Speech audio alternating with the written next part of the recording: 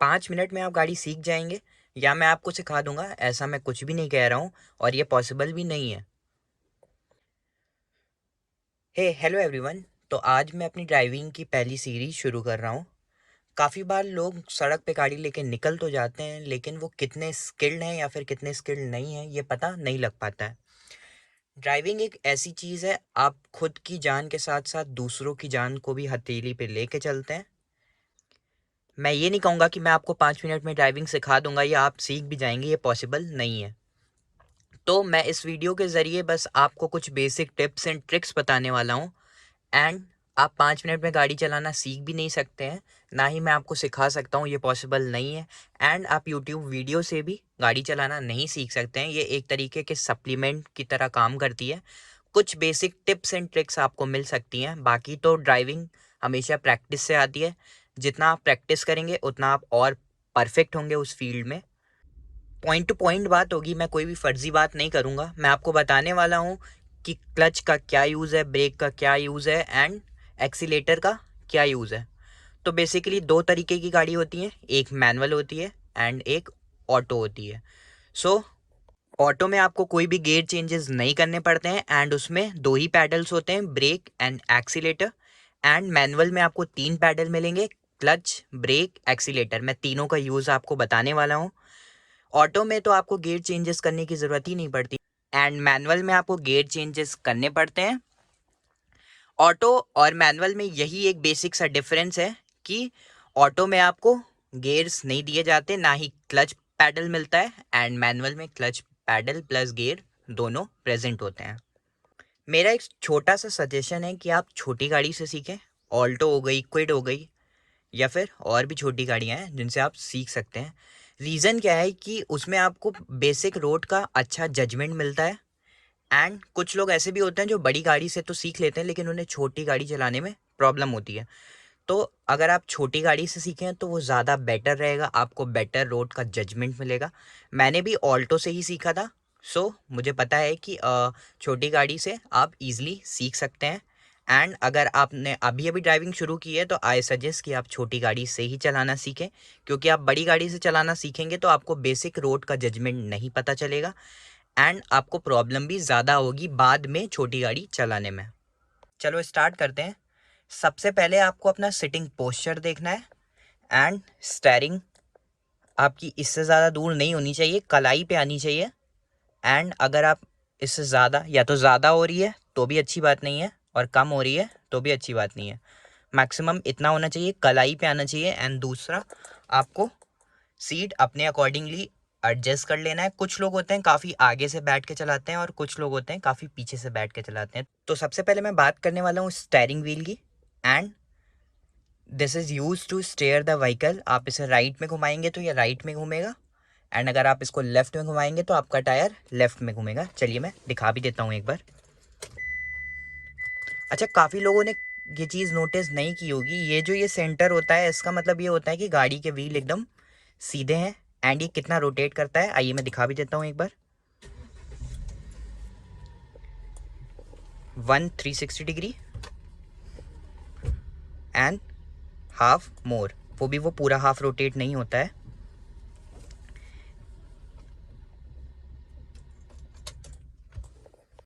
हर गाड़ी का रोटेशन अलग होता है। मैंने जिस ऑल्टो से सीखा था उसका पूरा 1.5 जाता था एंड हर गाड़ी का अलग अलग है। अब बेसिकली पावर स्टेयरिंग आ रही है तो रोटेशन भी उसी के अकॉर्डिंग सेट होता है, गाड़ी गाड़ी के हिसाब से। बेसिकली मैनुअल में आपको तीन तरीके के पैडल दिखने वाले हैं, this is clutch, this is brake and this is accelerator. इन तीनों का यूज़ क्या है, कैसे यूज़ करना है, बताता हूँ, ठीक है। सो लेफ्ट पैर बेसिकली क्लच के लिए होता है एंड आप इसको यहीं पे रखेंगे एंड जो राइट फुट होता है वो ब्रेक और एक्सीलेटर दोनों पे यूज़ होता है।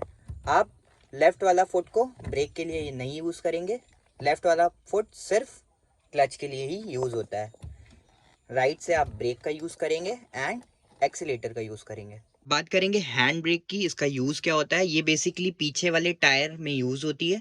डैट मीन्स ब्रेक से पीछे वाले टायर में लगती है एंड जो दूसरा ब्रेक होता है वो चारों व्हील्स को ऑपरेट करता है। डैट मीन्स वो चारों व्हील्स में अप्लाई होता है। बट ये जो हैंड ब्रेक है, as the name suggest, parking brake और हैंड ब्रेक मतलब जब हम ढलान पे गाड़ी खड़ी करते हैं तो हम इसका यूज़ करते हैं ताकि गाड़ी इधर उधर भागे नहीं। एंड कैसे इसे यूज़ करना है, अगर आप डायरेक्ट इसे पुश करेंगे तो काफ़ी दिक्कत हो सकती है। सो सिंपली आप इसको थोड़ा सा ऊपर पुश करेंगे एंड बटन दबाकर इसे हटा सकते हैं। एंड ऐसे आप इसको वापस लगा भी सकते हैं। कुछ लोगों की आदत होती है इसे पुश करके ऊपर लाने की, एंड कुछ लोग इसे सिंपली ऐसे भी लाते हैं। सो इन दोनों में कोई प्रॉब्लम नहीं है, आप कैसे भी इसे अप्लाई कर सकते हैं। एंड एक छोटा सा सजेशन है, जब भी आप इस हैंड ब्रेक को हटाएंगे तो आपका दूसरा पैर हमेशा ब्रेक पे चला जाना चाहिए, इसलिए कि अगर गाड़ी कभी ढलान पे खड़ी होगी तो गाड़ी आगे पीछे जा सकती है। सो जब भी आप इसे अप्लाई करेंगे तो आपका पैर तुरंत पैडल पे चला जाना चाहिए, डैट मीन्स ब्रेक पे चला जाना चाहिए। एक और चीज़, ड्राइविंग कोई रॉकेट साइंस तो है नहीं कि आप 5 मिनट में सीख जाएंगे, इसमें समय लगता है। एंड मैं आपको एक सजेशन दूंगा कि आपके पास खुद की गाड़ी है तो आप गाड़ी चलाना सीखें, या फिर किसी रिलेटिव की है तो भी आप सीख सकते हैं, क्योंकि लिए आप ड्राइविंग स्कूल में गाड़ी सीख तो जाएंगे बट वहाँ पर सीखेंगे फिर भूलेंगे, सीखेंगे फिर भूलेंगे। एंड यूट्यूब पे वीडियो देखेंगे तो कुछ आपको बेसिक टिप्स तो मिल जाएंगी, लेकिन हमेशा ड्राइविंग प्रैक्टिस से ही आती है। तो छोटा सा सजेशन है कि आपके पास खुद की गाड़ी है या फिर किसी भी फ्रेंड की गाड़ी है तो आप उससे रेगुलर प्रैक्टिस करें ताकि आप ईजिली गाड़ी रोड पे लेके निकल सकते हैं। से बेसिक डिफरेंस जो कि ऑटोमेटिक और मैनुअल में होती है, that is this gear shifter या फिर गियर ट्रांसमिशन आप इसे बोल दो। इसमें बेसिकली आप ध्यान से देखिए, इसमें 5 गियर्स हैं एंड ये रिवर्स है। सो जैसे जैसे आप अपनी स्पीड को बढ़ाते हैं वैसे वैसे गियर्स ऊपर को बढ़ते चले जाते हैं, डैट मीन्स फर्स्ट से सेकंड, सेकंड से थर्ड, थर्ड से फोर्थ एंड फोर्थ से फिफ्थ। एंड जैसे जैसे आपकी स्पीड कम होती है आप गियर को डाउन करते हैं, डैट मीन्स फिफ्थ से fourth, then third, then second, then first. So basically गाड़ी के जो ये गियर शिफ्टर्स हैं ये स्पीड वाइज चेंज होते हैं, डैट मीन्स अगर स्पीड 1 से 10 के बीच में है तो फर्स्ट गियर, देन 10 से 20 के बीच में second gear and so on. सबसे बेसिक फंडा क्लच का क्या होता है, जैसे जैसे आप गियर को चेंज करते हैं डैट मीन्स फर्स्ट से सेकंड, सेकंड से थर्ड, थर्ड से फोर्थ, फोर्थ से फिफ्थ एंड आप नीचे भी आते हैं फिफ्थ से फोर्थ, फोर्थ से थर्ड, सेकंड, फर्स्ट। आपको क्लच का यूज़ करना है, डैट मीन्स कि जब भी आप गियर को चेंज करेंगे आपको क्लच का यूज़ करना है। एंड अगर इन शॉर्ट बोलें तो क्लच का काम ही यही है कि आप जैसे जैसे गियर को अप या डाउन करते हैं तो आपको क्लच दबाना पड़ता है, जैसे कि आप बाइक्स में भी ईजिली पहले क्लच को प्रेस करते हैं देन गियर्स को लगाते हैं। अगर आप प्रॉपर क्लच का यूज़ नहीं करेंगे तो गाड़ी अचानक से आगे जाएगी एंड चांसेस भी हैं कि आपका एक्सीडेंट हो जाए। क्लच का यूज़ कैसे करना है, खैर अभी हम बेसिक की बात कर रहे हैं तो आपको मैं सिर्फ अभी बेसिक्स ही बताऊंगा, आगे उसकी बात भी करेंगे कि क्लच का कैसे यूज़ करना है, कैसे उसे प्रेस करना है, कैसे छोड़ना है, आगे सब बताऊंगा। इनका यूज़ करना कैसे है बताता हूँ। सबसे पहले तो ये हमेशा सेंटर में होती है, दैट मीन्स गाड़ी जब भी न्यूट्रल में होती है तो वो थर्ड और फोर्थ के बीच में रहती है हमेशा। फर्स्ट गियर अप्लाई करने के लिए आपको सिंपली लेफ्ट में पुश करना है and this is first gear, then फिर से this is second and this is third, this is fourth and this is fifth and इधर रिवर्स होता है।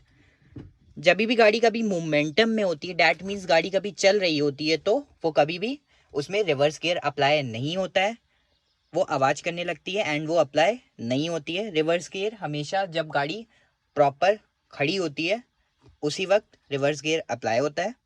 मैंने आपको सजेशन दिया था कि आप जब भी गाड़ी चलाएं तो छोटी गाड़ी से चलाएं।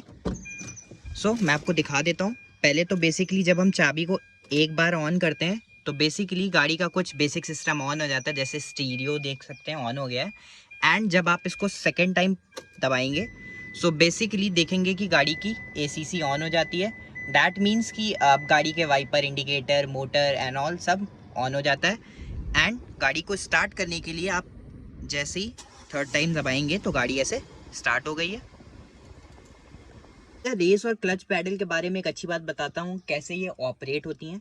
पहले तो ये एकदम दो दुश्मनों की तरह हैं, डैट मीन्स कि जब क्लच अप्लाई होता है तो रेस पैडल से पैर ऊपर आ जाता है, एंड जब रेस पैडल पे पैर जाता है तो क्लच हमेशा ऊपर आता है। डैट मीन्स कि ये कभी साथ में अप्लाई नहीं होते हैं। हमेशा जब भी हम क्लच को प्रेस करते हैं तो पैर ऊपर कर लेते हैं, एंड जब क्लच को छोड़ते हैं तो धीमे धीमे रेस पैडल देते हैं। डैट मीन्स कि हमेशा ऑपोजिट चलते हैं, कभी भी साथ में दोनों नहीं चलते हैं। फिलहाल अभी क्लच पैडल के चक्कर में मत पड़िए। मैं आपको बता देता हूँ कि जनरली आप जब सिंपली क्लच को भी छोड़ेंगे तो गाड़ी ऐसे ही मोमेंटम करेगी। रीज़न क्या है कि अब जो गाड़ियाँ आ रही हैं वो बेसिकली 1000 से 800 आरपीएम लेके चलती हैं।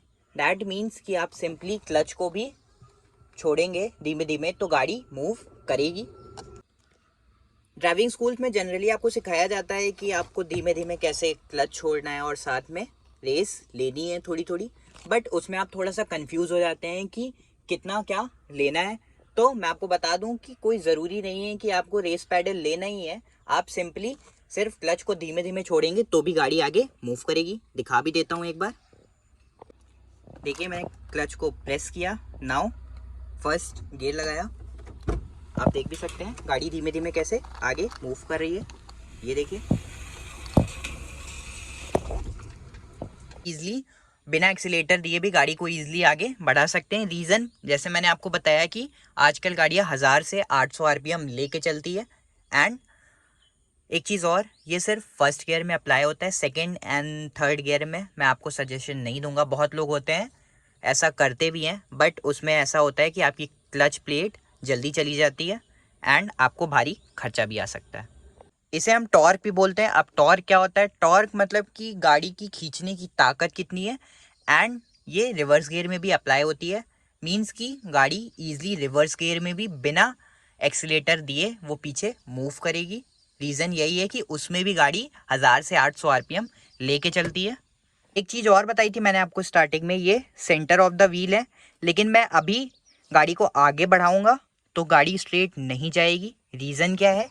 रीज़न ये है कि अभी इसके टायर नहीं है सीधे। डैट मीन्स कि जब भी आप गाड़ी चलाएं तो एक बार चेक कर लें कि टायर किस तरफ मुड़े हुए हैं। डैट मीन्स कि वो स्ट्रेट हैं कि नहीं।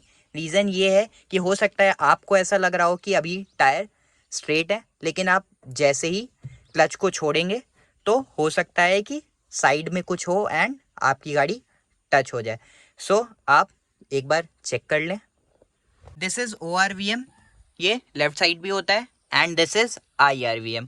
यूज़ क्या है इनका? ORVM का यूज़ जनरली हम तभी करते हैं, डैट मीन्स कि हमें जब भी अपने राइट में देखना होता है कि राइट से कोई गाड़ी आ रही है कि नहीं, and same with left, that means कि लेफ्ट से कोई गाड़ी आ रही है कि नहीं, आप इजीली चेक कर सकते हैं। एंड IRVM का यूज़ क्या होता है कि हमारे जस्ट पीछे कितनी गाड़ी चल रही है हम सिंपली चेक कर सकते हैं। अभी तक इस पार्ट में मैंने जितना भी कंटेंट आपको बताया है या फिर जितनी भी चीज़ें मैंने आपको बताई हैं, अगर उसमें कोई भी डाउट है so please leave your comment in the comment box. से पूछ सकते हैं आपका अगर कोई भी डाउट है, एंड अगर आपका कोई डिफरेंट पॉइंट ऑफ व्यू है तो आप उसको भी मेरे साथ शेयर कर सकते हैं। नेक्स्ट वीडियो में मैं आपको बताऊंगा कि गाड़ी आपको लेफ्ट साइड चलनी है, राइट साइड चलनी है, या फिर आपको कैसे पास लेना है। बट ये सब डिपेंड करेगा कि मेरे इस वीडियो पर कितने व्यूज़ आए एंड इसका रिस्पॉन्स कैसा रहा है। एंड एक चीज़ और, मुझे एक चीज़ ज़रूर बताइएगा कि मेरा वीडियो बनाने का तरीका सही था या फिर नहीं था, क्योंकि लिए अगर आपको कंटेंट पसंद ही नहीं आएगा सो नेक्स्ट पार्ट बनाने का कोई भी मतलब नहीं है। सो अगर वीडियो अच्छी लगी हो सो Thums up the like button, subscribe कर लेना, and do follow me on Instagram.